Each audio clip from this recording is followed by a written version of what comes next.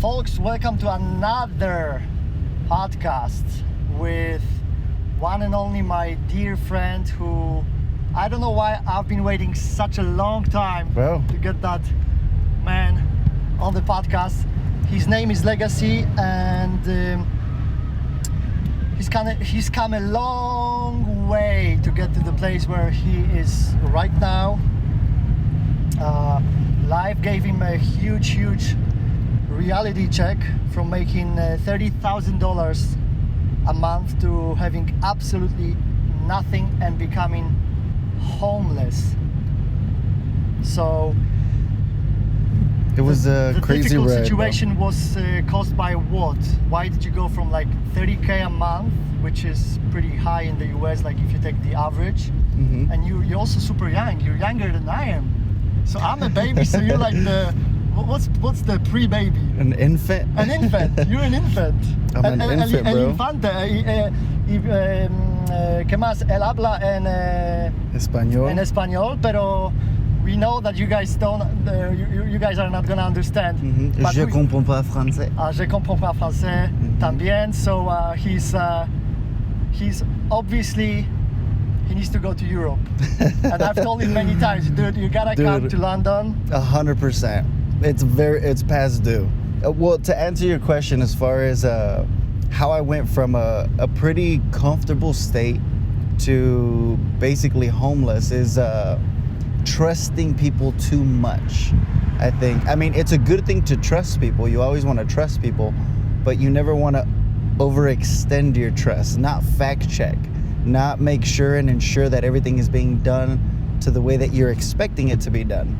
You always have to track and measure, monitor, and it was things and lessons that I learned now that I'm for sure not making the same mistake ever again. Kind of just the background a little bit. I had a company called Autopilot, kind of like Uber Eats, a little bit different concept, and I'm gonna bring it back once I kind of set a little bit of a little more time with the businesses and things that I have going on currently. I'm gonna bring that concept back because it was like a Uber Eats delivery service, but realistically it was more like calling a friend for a favor. So we had a lot of weird things that people would ask for. You know, some people would leave for a week. They wanted us to go water their plants while they were gone, or feed their goats or whatever. And I ended up scaling it up to having 8 different drivers in a smaller city. I had an account with Napa Auto Parts delivering all their parts, Genoa Pharmacy delivering all their pharmaceutical stuff, and then all of the other deliveries that people would ask for, like Buffalo Wild Wings or stuff from Walmart. So the transition ended up happening for trusting an individual. I won't say any names. She begged me for a job, and I'm like, well, I can't really give you a job because I don't have an extra vehicle, and then I have, it's a process to get the insurance and all that stuff going. She cried to me, was like, no, like, please, like, trust me, like, I'll be good. I let her borrow my car to do deliveries, and she got in an accident and turned around and sued me. Holy shit. So they seized my bank accounts, and in the process, like, I had other things going on within the other drivers. Long story short, it was a mess. All this happened while I was at 10X in Miami. So I couldn't that happened while you were at 10X in Miami. So not long ago. I didn't know about that, and I knew you. I knew you then. Yeah. Did we know each other? I think we did. No. It was like the beginning stage. Yeah, like after. Yeah. You were with Lightspeed? No, I wasn't with Lightspeed yet.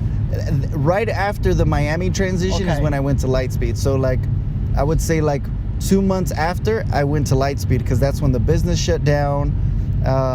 At the same time, I had bought a home owner to owner, and the owner of the house wasn't making the payments. He was just taking my money.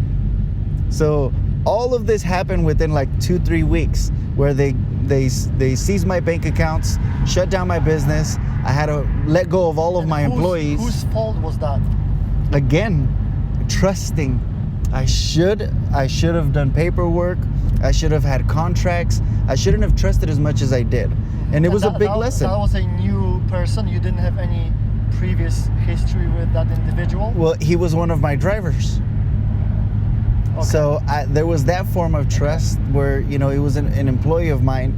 ended up letting him go, but I stayed living in his house. So I don't know if it was resentment or what it could have been, but you know, I got hit with all of that at once. It was a pretty dark time, you know, because again, I have a family. I have a wife and a little baby girl. Just took some pictures together. I met them for the first time. And beautiful family. Man, La familia bonita. Yeah, I could Aquí. imagine going and giving them the news that, you know, we're gonna lose the house. We're Going gonna Los Angeles or Salt Lake City? let's go to Los Angeles. We're in the Porsche. I don't know if we're gonna have enough time today, but next time. So, holy shit! I didn't know that story about you. So before the podcast, you said it's gonna be a great time, not only to do some marketing, but also to get to know each other more, because we started doing more business together, and you're growing, and your network is growing, and you're doing stuff that I'm kind of involved. Partly, we're collaborating on things, and I've moved here to Vegas. So Yeah. So because of that, it's a great opportunity to get to know each other more. But you look Latino.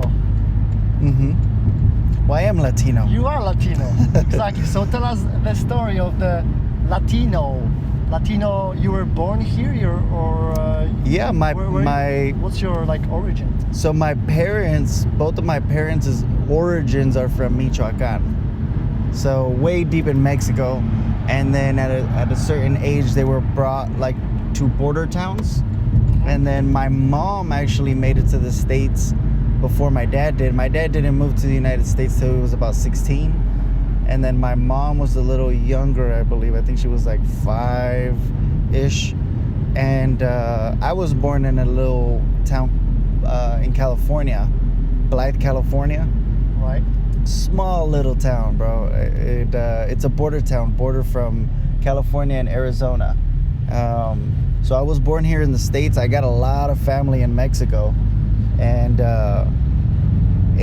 I know it was tough for my parents, kind of back in the day, getting started, getting everything legitimate. I know my pops came illegally to. They were the initiators. Yeah, they were the ones that sparked the opportunity here. They and I'm extremely grateful for that, because everything that we have now, all the stuff that I have available to me, all the resources, the opportunity that's here, it's because of them. Ultimately because of them, because they're my parents. They're the ones that created me. I've lived all my life here in the States. I lived in Blythe for a while, moved to a little town named Parker, Arizona. From there went to Yuma, and then it's another place in Arizona. Then moved to Phoenix when I was 18. Was out there for a little while, moved back to Yuma, and then now I'm here. Now I'm here in Vegas. So you've moved around for a lot. Yeah. A lot of the people that I know here, and I didn't expect that. I thought that Americans are traveling way more. But that's not the case when I meet people here. They're like, okay, they were born in this state and they just live here, and that's it. Most of the people, of course. Yeah. And so you've moved around, and you're only, 21? No, I'm 26. 26. Pero pareces como 21. Yeah. I said that you look like 21. I moved to Vegas when I was 24. 24. Now I'm and why 26. Did you? Now here's the segue. It's a beautiful segue. Why did you move to Las Vegas? Funny. So that story that I was telling you about getting all that happening with the business and kind of the position that I was in, losing the home. Yeah. I was scrolling through Instagram, and one of Brad Lee's posts popped up, and his video said, you spend a lot of time trying to get the attention of multimillionaires. Yeah. The way that you get their attention is either you become one or you make them your client. And it sparked something in me, like, damn, that makes so much sense. You provide value, or you're in a circle. Yeah.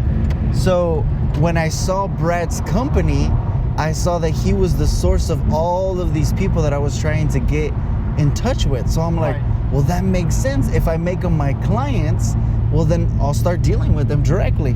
So after that post, after I seen that post, I went into the room, and my wife knew who Brad was and Grant, because I was I'm still big into self-development.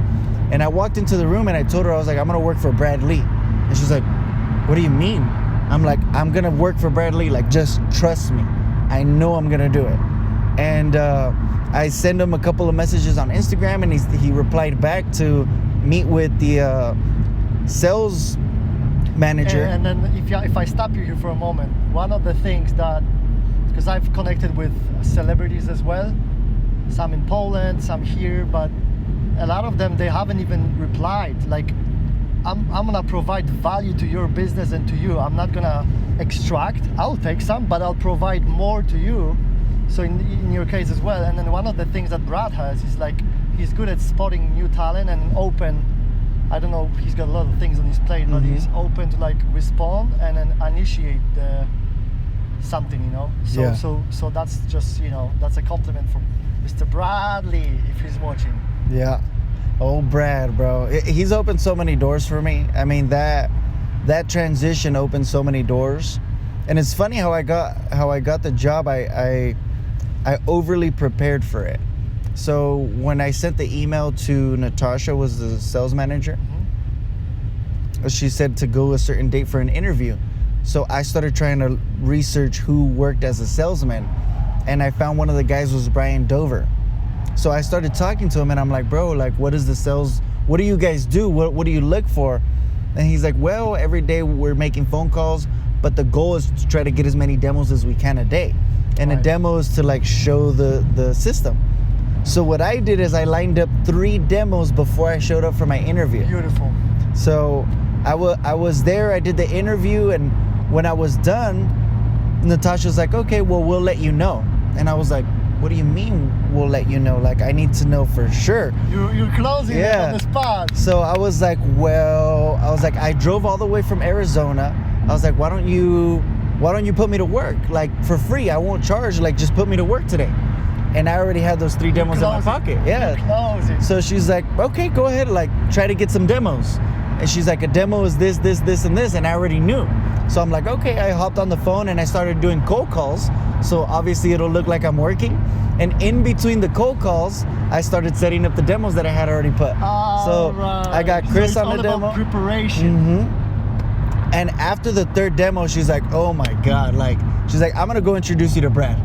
And I was like, there it is. Oh, man. Slam dunk. Pick the attention. And then from there, dude, like, once she went to go present me to Brad, she's like, hey, he just got 3 demos in an hour. He's like, what the fuck? Like, well, I mean, he's hired for me. Like, it's up to you, but yeah, like, I'm good with it. And then after that, and I remember my first day was April 5th is when I started. When I started working for Lightspeed. And that was 2 years ago. 2 years ago. It's crazy. It's felt like so much longer. It's felt like freaking 5 years or something, because that's, like, so many things have happened. The COVID and yeah, it's been crazy. And then you've like skyrocketed with your career from there. It was really all the network. The network is what made all the difference, because when I moved to Vegas, the lesson I learned was the people that I surrounded myself with. It was crucial. So I was like, I saw the people in my surroundings and how easy it was for me to collapse. And I'm like, man, if I was surrounded with the right people, this wouldn't have happened. Like, and if it did, I would at least have the support of other people to be able to like withstand this. So that was my mission when I came out here. I wanted to change my network. I wanted to change the people that I associated myself with. And man, it's made all the difference. It's made all the difference in the world. So what's the key to get, other than preparation, as you said, balls, and then clarity of knowing one person, select one person, one company, and prepare. And it's easy from our perspective because we've done it. But for someone who has never done it, it might be like, wow, they're gonna have sweaty palms. Mm-hmm. They're gonna, they don't know what to do. But it's all about the preparation, as you said, and the value that you bring to an individual, multi-millionaire or a company, a business. Yeah. Well, strategically, because a lot of people are like, well, how do I provide value? That's a beautiful point. It is. It is. Dude, this is exciting, bro.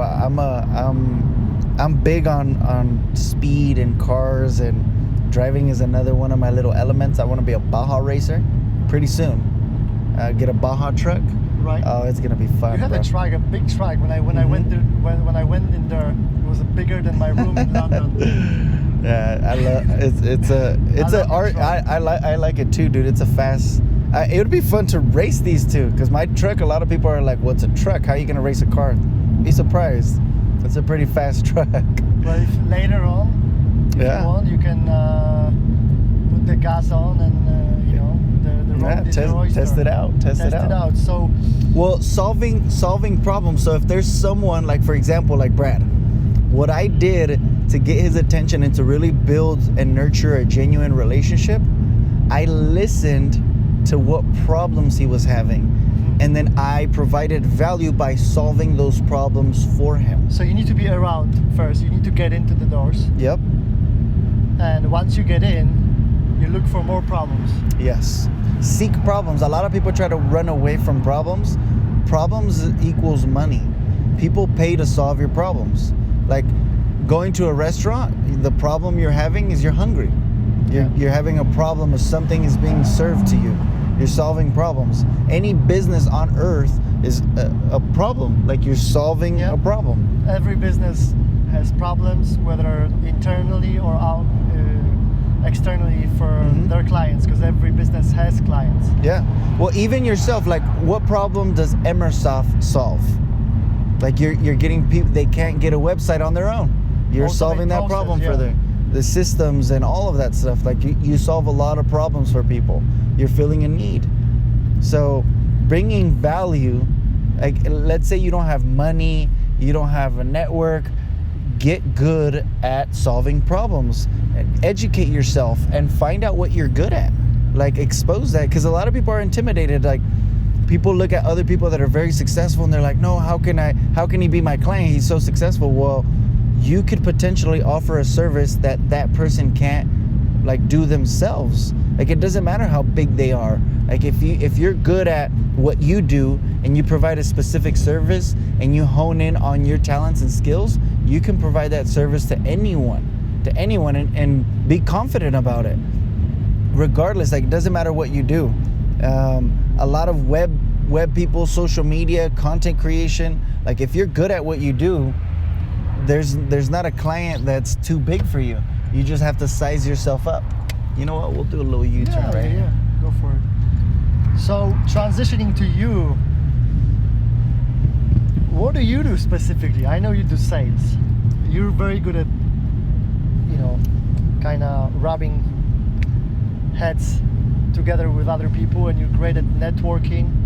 I don't know if networking is a good word right now, if it has a good connotation, but it's meeting new people so that you can expand the reach. And so you're good at that. I know that you can articulate stuff pretty well, and but you stayed with Lightspeed on a different, and Lightspeed and with other clients on a different platform, because then you kind of went into Lightspeed deeper. And then what happened then? Then I transitioned and opened up my own business called Boardroom. And Boardroom, again. So what problem did you see and wanted to solve? So I saw that a lot of business owners spend a lot of time in their business. They become self-employed. Yeah. And that's usually never the goal. The goal is you want to own your own business for freedom. Still happens to me. And a lot of business owners don't have any freedom. So the problem that I solve is time. I show business owners how to systematize their businesses, how to create processes and procedures that are scalable so they can replace themselves. A lot of business owners come into the business and they take on 3 roles. They take on 3 different, like the roles of 3 different employees, and they're paying themselves one and they're charging for one, not knowing like if you're trying to scale, you're gonna have to pay someone else. So you have to charge accordingly. You have to put those roles in place. You have to know what responsibilities go to each and how to separate them. And that's really what I specialize in doing. So like Lightspeed, for example, Lightspeed is a training platform, and it assumes that you have your processes and procedures in place already. Most of the people don't. Most of the people don't, and I saw that. So I was like, well, they could come to me before they go to Lightspeed. We'll get all their processes and procedures in place, structure them, and then systematize it, script it, and now they can go to Lightspeed. And I have a couple of companies that I work with directly, like Spartan Solar. Been helping them put all their processes in place. Hemp Fields is a hemp company. We're doing hemp coffee and doing all the web development and like scaling their business.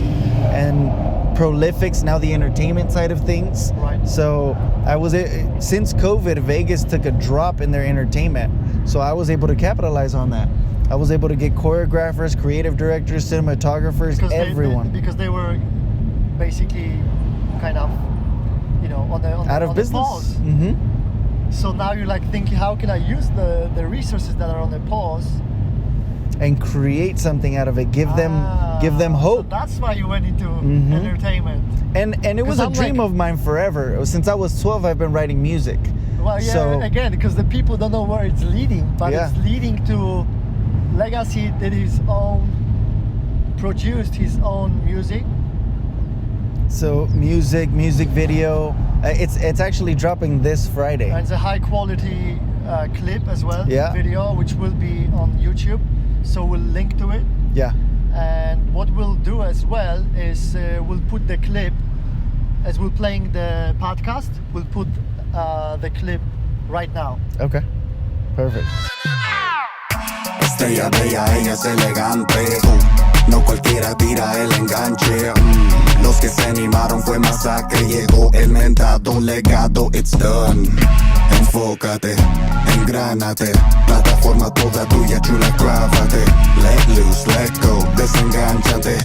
De reversa, ven atrásate. How did you go about all of that? I think artists and celebrities, they spend so much time in order to get a professional clip, record their music, and then you're going from sales. You I know you said you like, that's your kind of hobby. You like it, you like singing and stuff, but where did you figure out how to connect entertainment and business? Because you probably didn't just do it for entertainment. Yeah, well, when I was 12, I was writing music and I was really trying to do that. That was the only thing on my mind. I want to be famous, I want to be an artist, I want to make music. And you're Latino, so it's in your blood. Yeah. And up until I was 16, when I was 16, I realized man, I'm gonna need money, because I tried to perform at a club, at a bar, and it was so difficult. It was always up to someone else. So I was like, you know what? Forget this. I'm gonna do business so I can be in control of it all. Wow. So when I approached everyone here with the entertainment side, the creative people, the dancers, choreographers, filmers, I approached them as a business. I put everybody in a specific role. I gave everyone their tasks and delegated everything, all for an overall vision. And the vision is Las Vegas, Hollywood. So that was the vision that I've been painting for everyone, but it initiates and starts with artists, and then creative content for businesses, and figuring out how to extract money through the videos. So for example, the next music don't like video, business. So even if we're making a podcast now, it's not gonna be watched. Maybe it will, because of you, because you get your tricks and magic there with the promotion. But entertainment is if you go and Google YouTube, how many views those reggaeton songs have? Hundreds of millions. It's huge. It's a huge market. It catches everyone. Yeah. It's like So you go with the net instead of the line. Yeah. The fish. Yeah. You catch them. Yeah. You learn how to be diverse and how to do the same thing That's a beautiful view. in different areas. Great idea. It is for sure. I like this area. It's one of my favorite What's it areed. 7 Hills. Okay, so that's 7 Hills. Mhm. Oh yeah, I see. So we just went from a different side. Yeah. So I've been here, but I just didn't know we could go from this side. Yeah. I was going from the other side always. Yeah, no, this is a nice area. Yeah, a lot of people always ask me, like, dude, what do you do? Like, do you do solar? Do you do Lightspeed? Do you do, like, what do you do? And the answer is systems. Like, that's what I do for everyone. Like, in the music world, I'm the artist, but I'm also the one creating Who thinks about the systems and the structure and the business, because artists, by definition, are on the most of them, they're on the opposite spectrum Yeah. to business. It's a huge contrast. Yeah. So it's weird, and a lot of them have said it too. Like, a lot of the people that I've worked with, the producers, everybody's like, dude, it's so weird to meet an artist that's so like in tune with business, because you don't really ever see that. That's why people sign with record labels. Record labels are basically marketing agencies that help extract your finances and how to make money from you. And they have a business structure in order to Exactly. It's a business structure. distribute. What else they do? Distribution, marketing, and sales. I don't know. Yeah, making events, Yeah. building merchandise, product placement, sponsorships, like all of those are forms and ways of producing money. So like for that music video that I just did, I got a sponsorship, Move for Less, and they want product placement for the next video. So finding all of those little ways that you can get that to pay for itself, and then once it pays for itself, now you can focus on how can I make it profitable. Exactly. Okay. So we've played the song. We know some entertainment and business background behind it. Now let's go to the another, I think the latest thing from your stable, which is events. So I think you've transitioned because of probably a few opportunities that have aligned for you, and you've transitioned from the entertainment to organizing your own events, and being a host. And you're hosting not like just people from the street. You're hosting like celebrities online. So now what's going on with the like events, and then if you could tell us about the events that you're organizing. So right now it's Rise. There's Rise that's going to be in Las Vegas on May 14th. That's got Carlos Munoz, Bradley, Dennis Yu, a couple of other really in-tune speakers. Jeremy, yeah. Andre the Pompa. previous guest on the podcast. Yeah. Jeremy, it seems that a lot of people know him. Yeah, he met Caesar actually at the Spice Network, and then he's friends with Dennis Yu as well. Yeah. So they're all going to be speaking there, but the whole plan behind it, number one is to provide value to the people that are showing up, help them change their lives, because attending events for me changed my life. Yeah. It really opened up so many doors. So many doors. Opened up a network, opened up different pieces of knowledge from speakers and people that are already doing the things that I wanted to do.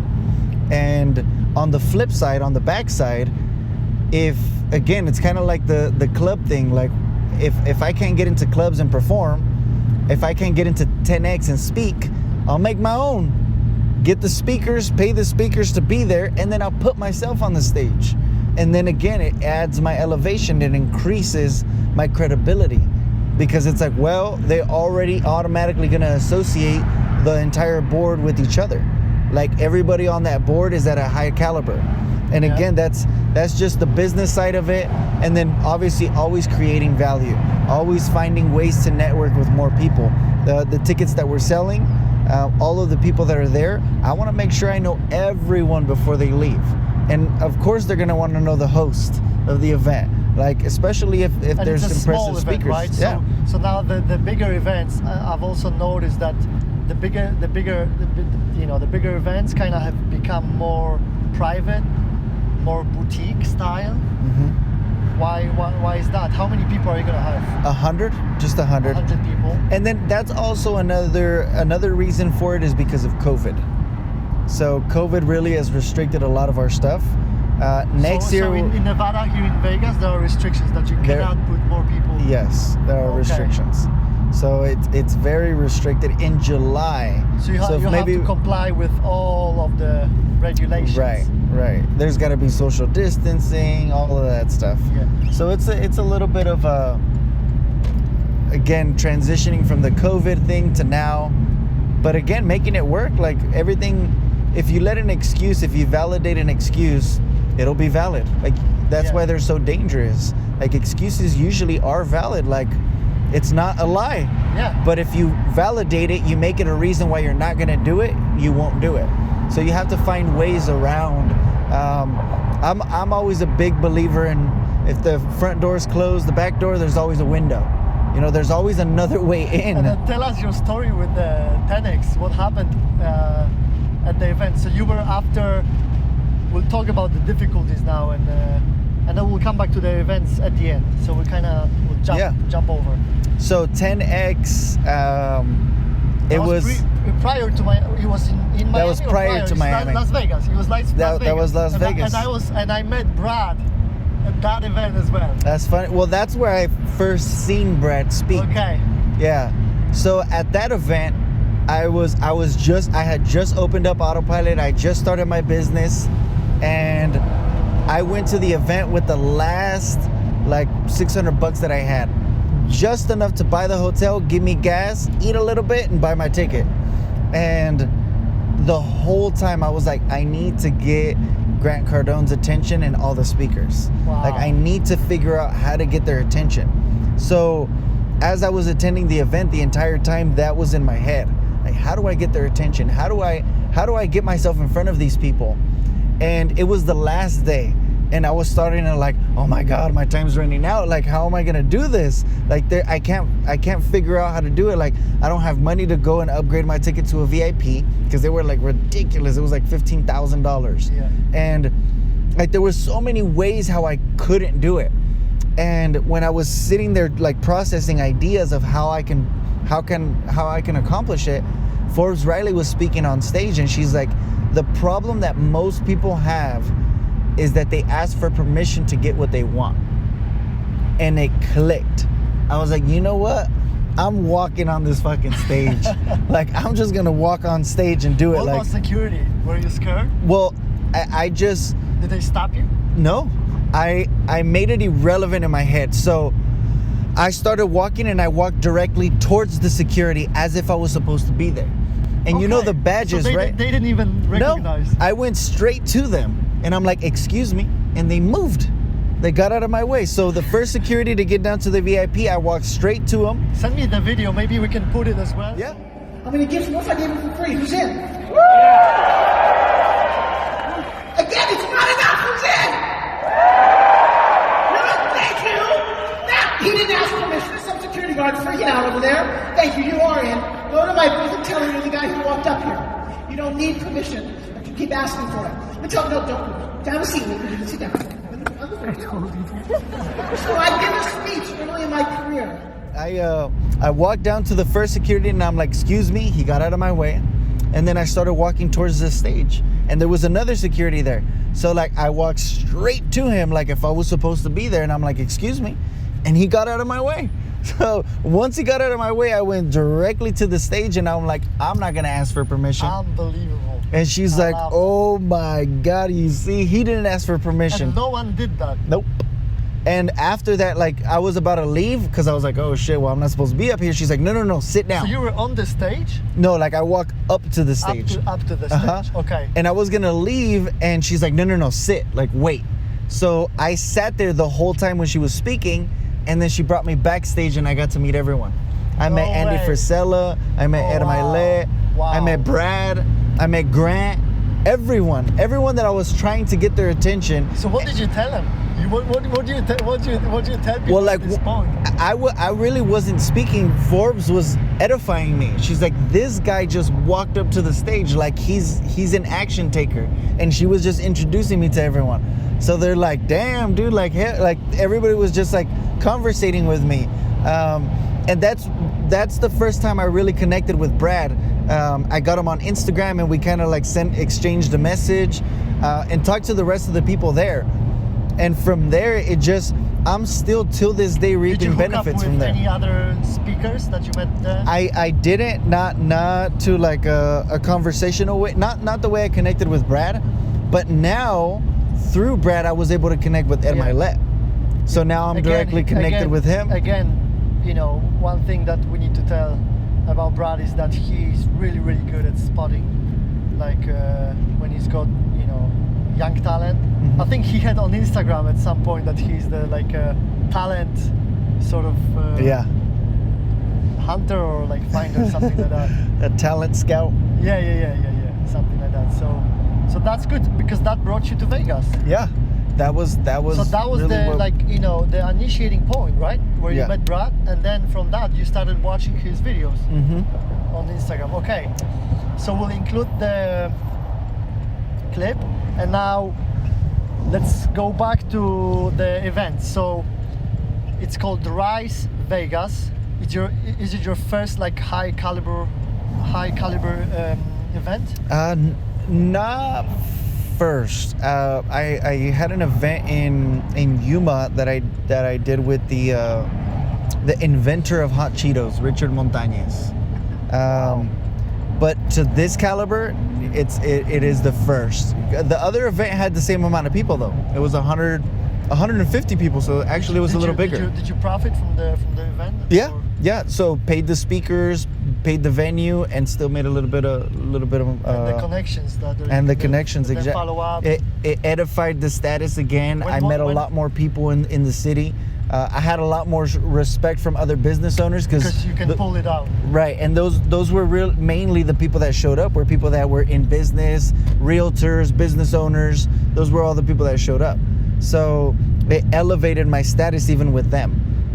And then now doing this event, same thing, like keeping the momentum of everything that we have going on as far as the entertainment, as far as the business, recruiting for the solar company, recruiting salespeople for myself, and just keeping the momentum going with all of our stuff, because there's really no time. Once you have momentum, once the snowball effect is happening, you can't really hit the brakes.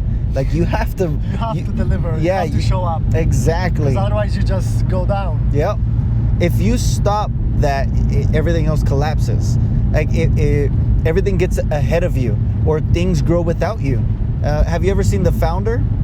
Yes. The McDonald's. It's my favorite movie. So that it's like that. Like those two people were becoming like a stop, a break for scale. Yeah, and he jumped them. Yeah. He ended up getting ahead of them, and really that's how it is in business. I mean, it's nothing personal. It's such a good movie. It's business. We'll link that as well. Yeah, it's a great movie. It teaches you about systems, processes, business, life, like relationship, like No, it's huge. Sacrifice. That's a great movie. Well, and a lot of it too. It's experiences, like life experiences. Something that taught me a big lesson when I was a kid was, I used to get bullied when I was in 5th grade, 6th grade, 7th grade. Bullied like you get bullied in the movies. Like thrown in the dumpster, fucking pulling my pants and underwear down in front of everyone. I was spit on, Yeah. I was pissing my pants as well. So all of that resilience and kind of withstanding, I remember this one time, our teacher, Mr. Claus, he would have us line up outside before lunch, like 5 minutes, and he'd stay inside. I don't know what he would do. But in those 5 minutes that we were outside lined up, my bullies would go and kick my ass, and I would be on the floor. And I remember one time that there was this new student. His name was Robert. I forget his last name. But I was on the floor getting kicked, and out of nowhere, they just stopped. And when I looked up, I seen Robert, and he put his hand in my face, and I twitched, like I thought he was gonna hit me. Right. And he's like, no, dude, like get up. So like I got his hand and he helped me up. And this sentence stuck with me for the rest of my life. And it literally, that is like the trigger point for everything that I do now. He's like, you're already getting hit in the face. Why don't you just hit back? And I was like, well, no shit. Like I would just let them beat on me. Yeah. After that day, and I started hitting them back, everything changed. Like I no longer got bullied. So good. That's such a good point. Yeah. And in life, you get hit in the face. Yeah. And if you let it, you're going to keep getting hit in the face. You have to learn to fight back. You have to learn to stand your ground and get what you want. Amen. Like no one's going to just give it to you. So, yeah. And again, it all just kind of translates into all of the stuff that we have going on just to keep moving forward and translating that message to more people. Because I really want to change people's lives. I know that at a big portion of my life, I had all of the desire to want to do better. I just didn't know what to do. I didn't know what direction to go, until I started meeting people like Brad and Grant and all these other people where they started giving that direction. And I want to be able to relay that and help other people get their direction, And that's why you've thrown Rise Yeah. Vegas. You put together Construye tu legado, and that's going to be in Tijuana. another event in, Uh-huh. in Mexico. Yeah, and again, this is just the tip of the iceberg. So are you guys gonna get 100 people or more in Mexico? Mexico is going to be a little bit more. We have a we flying have a there? basketball stadium that we got, No way. So you're flying there. and then back. So yeah, tell us about what's going on in May, because I'm coming to your event. So I'm May. coming to your event in Vegas. I'm not gonna fly to Mexico. Yeah, so May 13th is Mexico. We're gonna have that all done, and then May 14th is the one here in Vegas. So it's a big 2 days. It's gonna be back to back. Right. So, I mean, the lineup of speakers. So I need to prioritize your podcast, so we get it out there. We distribute that just after you released your Clavate. your Okay. song. Okay. And Yeah. then so I'll do that. And it'll be out this Friday. So we got 2 days until it's dropped, and then anytime after that. And then before the event, see if we can get some people to come. Because again, all the people that are there, they have different elements to them. They're all gonna bring something different to the table, and it's all just to rise to your potential. It's like rise to your full potential. Because again, a lot of times you want to do it. You want to do good. You want to do the right thing. You want to move forward and faster and better. You just don't know what to do. And the event is catered specifically to give you all of the key points, all of the action items for you to do better.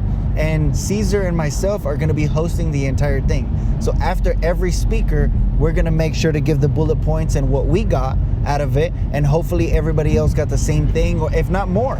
And then kind of move forward through speakers. And then we're going to have a little after party for everybody to network and have a little bit of time to get to know everyone else. Because it's good to network with all the people there, because everyone is seeking the same thing. So it's always good to have a circle of like-minded individuals, because then you can move forward. A lot of times your circle is what sabotages the stuff that you want to do. Like, hey, I want to start a business. Dude, why you want to do that? Like, why don't you just keep your job? It's safe. And they retrace you from what you're trying to do. It's like a retraction. Like you gotta surround yourself by people that are gonna stretch your limitations. It's like, imagine if you were practicing, if you were a runner and you were the fastest runner on your team, and every time you guys would go race, you would win. Like, it would make you slower.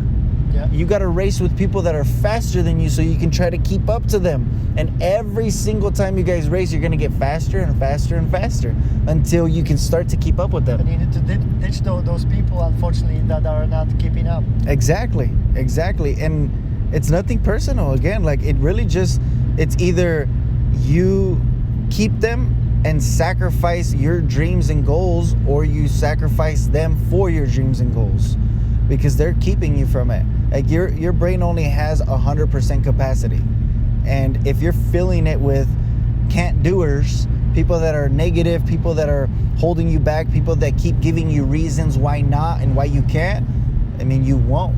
You got to there's always a 1% to anything. There's always a 1% chance of making it happen. and it's up to you to eliminate 100% of the doubt to find the 1%. If you have 1% doubt, you're out.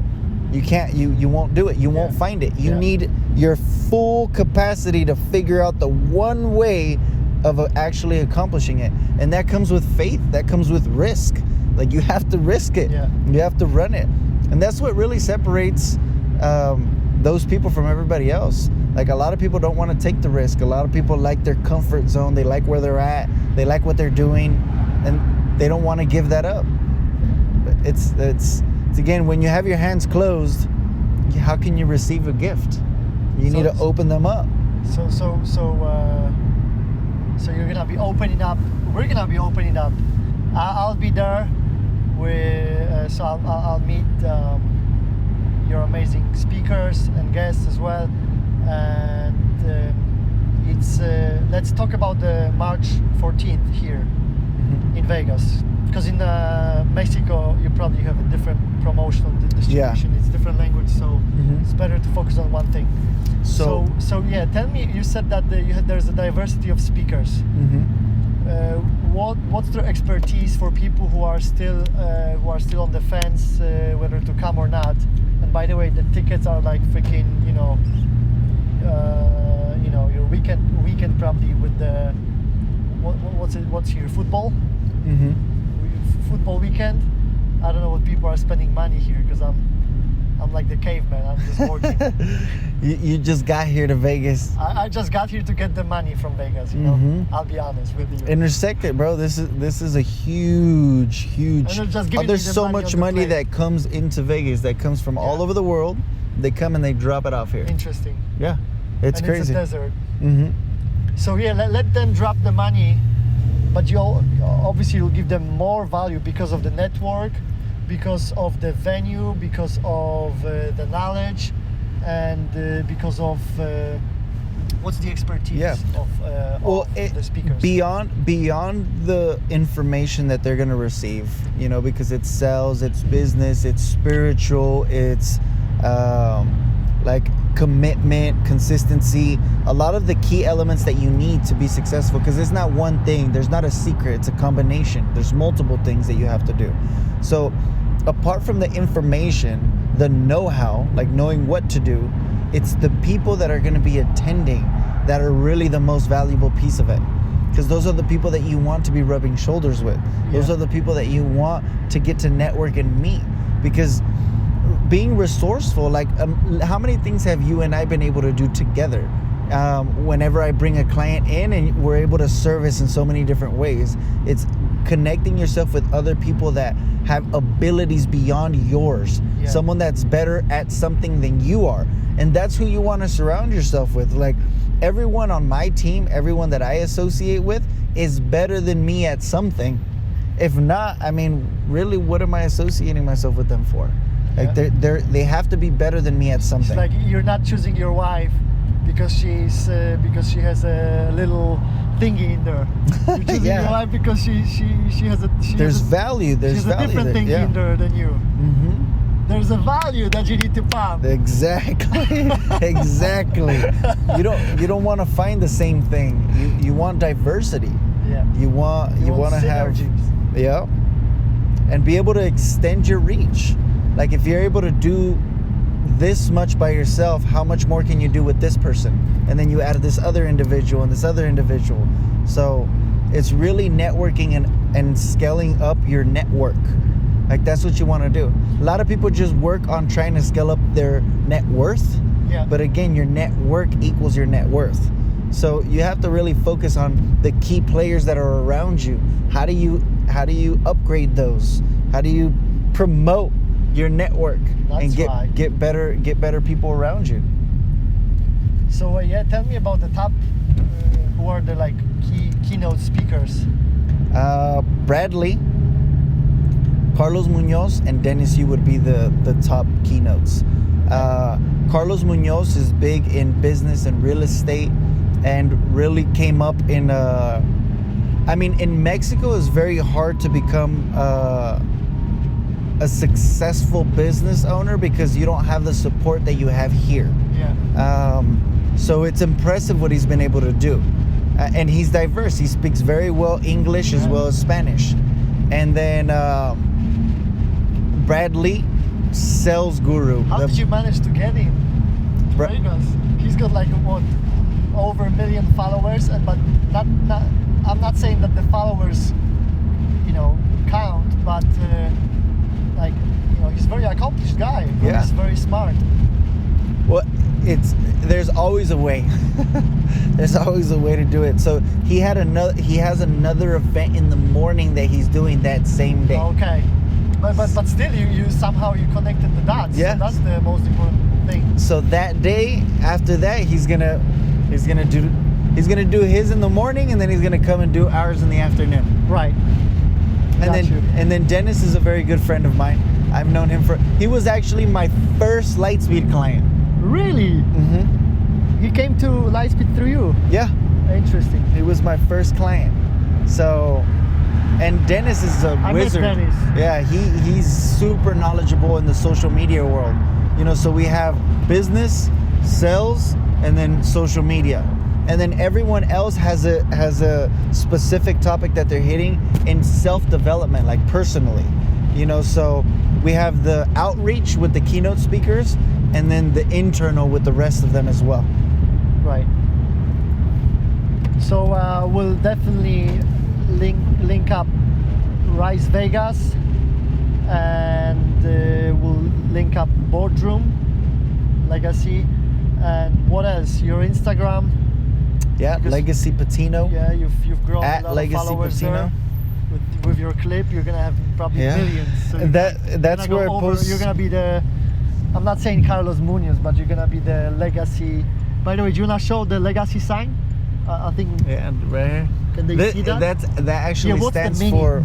for Limitless. Because like I had people asking me, hey, that guy Legacy, because I always tell your story, and whenever like I tell people about like the story how we met as well, and I'm like, is it his real name? He said, yeah, of course it's real, but I asked you the same question. Yeah, no, everybody so does. what's the story with Legacy? Like last question, so you tell us the story about the Legacy and the pound sign. I mean, I'm from like Well- I come from London, so Yeah. when we look at that, it's money. Yeah. Well, that was behind it too, but this actually stands for Limitless. Limitless. And that was born the same day that I walked up to the stage. So I realized that really a lot of the limits that we have, we put in our own minds. 100%. So I put it here as a reminder and as a statement. Like I wanted it to be seen and known, and a lot of people recognize me. Even like if we're in a conference, they'll just look around for an L on someone's neck and be like, oh, there's Legacy. And a lot of people think it stands for Legacy, but it stands for Limitless. Right. Yeah, I thought it was Legacy. Okay, Yeah, no. Limitless. It stands for Limitless. Again, it's just, you can either work your entire life to leave a legacy behind, or you can live a legacy. We want to live a legacy. I don't want to leave a legacy. I hear those people saying, oh, you want to leave a legacy. No, I want to live a legacy. Yeah. You When don't I die, I die. you don't want to you don't want to just leave a legacy. You want to live a legacy, bro. Yeah. And again, like limits usually just apply in your mind. I mean, obviously you have certain limits. Like if you jump off a building, you're gonna die.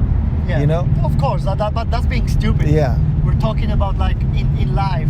Mm-hmm. Most of the, as you said, most of the sort of blockages that we have are psychological. So that's definitely something that you guys are gonna help people become limitless at your event. Yep. So Rise Vegas again, Boardroom, Legacy Patino. Thanks a lot for being on No Gruha podcast. Yeah. And so I have a gift for you. I think I've given you already, but every guest gets a No Gruha Oh yeah, sign. bro. So Check that out. So No that's Gruha. that's like your, obviously don't make a tattoo. Yeah, no. I'm thinking about the tattoo. How about I put it here? What do you think? Like if I had a tattoo like that. Pull it off, March. Right in the middle, bro. Limitless, man. Right underneath your neck. Right there. No Grujas, right here. That's funny, bro. So yeah, that's no Gruja. It's similar to your Limitless sign. Well, I like this a lot. I've actually told. We had a conversation when I was back at Lightspeed, and you told me about waking up and killing your Gruja every day. I love that. I love that concept because it's a default. By default, we're lazy. Yeah. I'm lazy as well by default, but every day I wanna beat the Gruja. Come on, man. That's what we love. We couldn't be in a Porsche and not step on it, bro. Yeah, step on it. Step on it. Especially not with me driving. We need to have it on the camera as well. So we'll have a little bit of like, clips. Yeah, hell yeah. Try it out. Give it a go. And so, Legacy, thanks for being on the podcast. Now you're going to step on the Porsche, no Gruja. Oh, yeah. Appreciate you, man. Thanks a lot. Martin, I appreciate you having me on here, brother. And I look forward to a long-lasting relationship. Oh, yeah. We will. We've got a lot of great things ahead of us, bro. Thank you. A lot. So thanks a lot for your attention. If you guys haven't subscribed yet, then click subscribe, and we'll be dropping more content. Legacy promised that he's gonna contribute to the podcast. So I'm thinking maybe we'll take Caesar, maybe before the event or after. We'll see. Yeah. And then Caesar is our common friend as well, and a client of Legacy. So we'll definitely connect, and look forward to the next episode. And thank you very much for watching. Connect with this guy.